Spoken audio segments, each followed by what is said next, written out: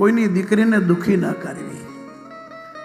મા બાપ છોડી તમારા ઘરમાં આવે છે, જ્યારે દીકરીની વિદાય થાય ત્યારે કુટુંબ તો રડે, જેની આંખની ઓળખાણનો એવા લોકો રડે. દીકરીની વિદાય બહુ, ગમે એવો મરદ બાપ એકનો એક દીકરો મરી જાય તો રોવે નહીં, પણ એવો કોઈ બાપ નથી કે દીકરીની વિદાય થાય ને રોવે નહીં.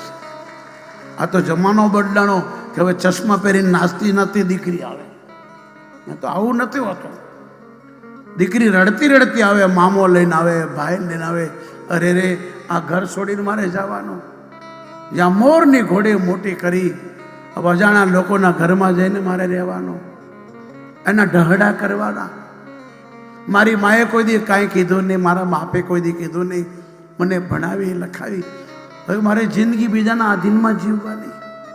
એને બધું યાદ આવે. આ પતિ કેવો નીકળશે, સાસુ કેવી નીકળશે, સસરો કેવો નીકળશે.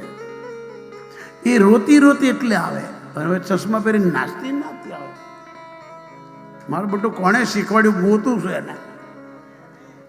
દીકરીની વિદાય બહુ હોય મેં સાહેબ. જનક જેવો જનક રડી પડ્યો.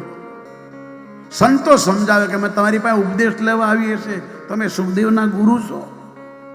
જનકે પૂછ્યું તમારી દીકરી છે કે? બોલે ના. તો તમને સમજમાં નહીં આવે. દીકરીને બાપનો સંબંધ અદભુત છે સાહેબ.